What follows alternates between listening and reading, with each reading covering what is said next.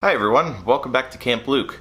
As you can see, massive change of scenery, and if you listen to my podcast, you'll know that I moved completely out of state. Past 3 days I've been unpacking boxes and learning all of the roads and building IKEA furniture and not trying to kill the entire country of Sweden. But I have some semblance of an apartment now, so I can finally start to make some content in here. Today we're going to be doing something a little different. This is not going to be a podcast, this is not going to be a political video. During the 4.5 hour drive to my new apartment, I listened to this really awesome album, and goddamn did I want to talk about it. A couple of weeks ago I was on Fact Magazine's website, and they do a lot of music reviews and album promotion and single promotion for mostly electronic music. I came across a single that I really liked, and I was highly anticipating the album, and goddamn did it come through. The album we're going to be talking about today is a collaboration between experimental electronic producer Not Waving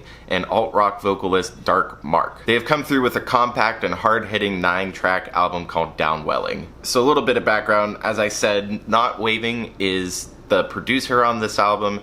He is pretty big in the experimental electronic scene. And Dark Mark is the new stage name for alt-rock vocalist Mark Lanegan. His biggest claim to fame is that he's been an auxiliary member for Queens of the Stone Age quite a bit, and he's appeared on a lot of their albums. So if I were to describe this album in very plain terms, in terms of what it sounds like, vocally, I would think of like Leonard Cohen, Tom Waits, and maybe some Swans. Mark gives us this deep baritone voice, almost singing in vocal fry. And then the production on this is incredibly diverse. You get almost every iteration of electronic music at some point in this album. From soft ambient tracks to modular synths to almost music concrete at some points. It's incredibly diverse. The recording process of this album is really fascinating because it almost sounds like Mark went in his studio and recorded a bunch of these vocal passages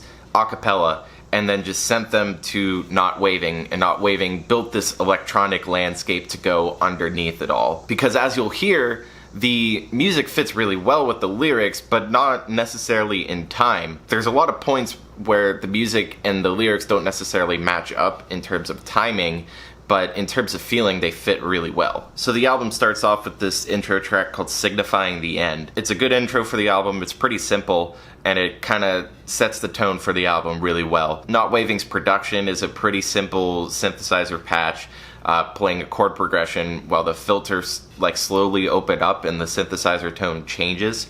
This is pretty common for the rest of the album as well. Mark's vocals on this track kind of give the sense that he's talking about kind of like the rapture or something kind of apocalyptic. City of Sin is the first like big track on the album. The tempo is up significantly.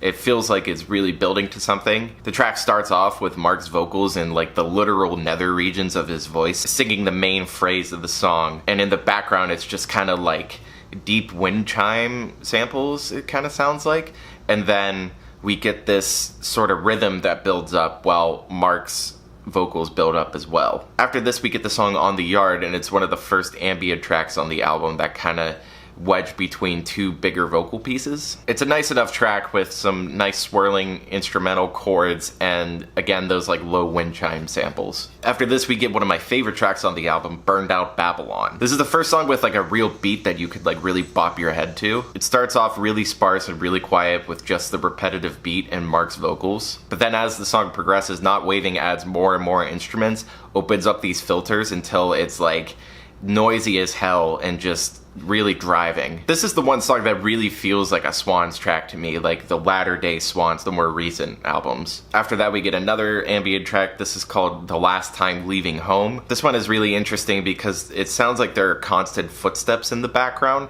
and then we get these nice orchestral layers, and then eventually we get this like kind of chopped up vocal passage from Mark where it's not really clear what he's saying, but he's not really singing, he's kind of speaking in vocal fry while these footsteps and the orchestral chords build up. It kind of feels like you're walking home alone in the dark. After this we get another fantastic track where Mark's vocals come in a very good way. This is on the track Persimmon Tree. This is one of the calmer tracks on the album, but it still packs a punch. It sounds like Not Waving programmed this very intricate modular synthesizer, and he's just sitting in front of it, turning knobs and modulating different parameters. It's really nice. Mark again gives this really scratchy, really dreamy vocal delivery, and it almost sounds like a folk song or a lullaby. It's really hypnotic. Right after this, we get another ambient cut called Lights of Canopus. I'm not crazy about this one, to be completely honest. It kind of picks up on the modular synth passage from the previous track, but it's much brighter, and then it immediately gives way to sort of like almost musique concrète, found sound kind of landscape. It doesn't really do a lot for me, and it's kind of over before it really establishes anything. But right after this, we get one of the hardest hitting tracks, Murder and Fugue. It starts out with just a tonic chord held out forever while Mark kind of sings almost like a chant over it. But after about 2 minutes after Mark has done the full chant, he repeats it, and Not Waving starts adding this pummeling drum beat that just builds and builds and builds until it's just hitting you at full speed. And then the last track of the album is The Broken Man, which is the single that came out for this album. I talked about it on one of the first episodes of the Camp Luke podcast, which you should check out, but I'll give another recap for you here. It's another modular sounding track, almost building off of the textures that were set out in Persimmon-Tree. It's just really calm. You feel like you're floating on the synthesizer. Again, the production adds more and more layers and opens up a little bit,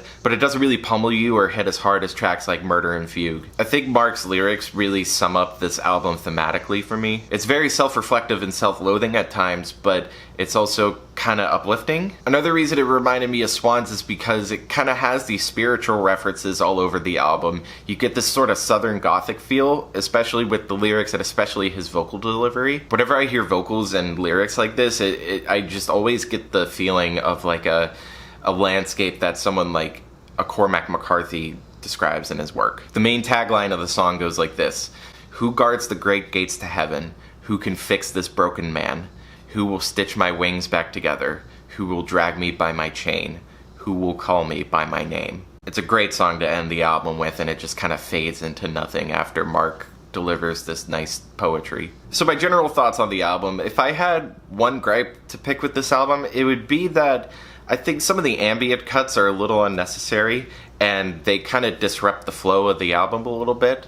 Not that the ambient cuts are bad or they're not produced well, quite the opposite actually. I just think that there's maybe one too many of them, and they kind of disrupt the flow from bigger vocal piece to bigger vocal piece. I wish there was kind of a better transition between, two of those. But that's all I really have to say negative about this album. Not Waving's production is absolutely incredible, and this is the first work I've heard from him, and I'm amazed at how diverse he is, how many different genres he tackles within electronic music and kind of makes it his own, and also how quickly he can change palettes. Dark Mark's lyrics and vocal delivery at first seem like they don't match at all, but it's a really interesting palette that you don't hear a lot, especially combined with this electronic background that Not Waving produces. I need more music from these two, so if you guys are watching, please come out with more music, and I will promote the shit out of it because it's awesome and I'm really enjoying this album. If I had to give a number score for this album, it would probably be like a 9 out of 10.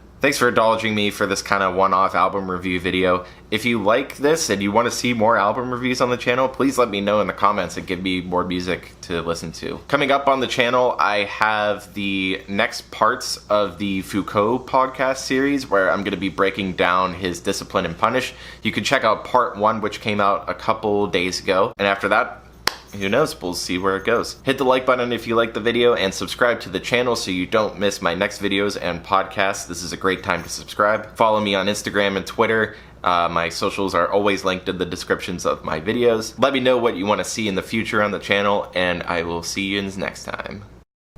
Leia, what'd you think of the new Not Waving Dark Mark album? I think it's a 9 out of 10. What do you think?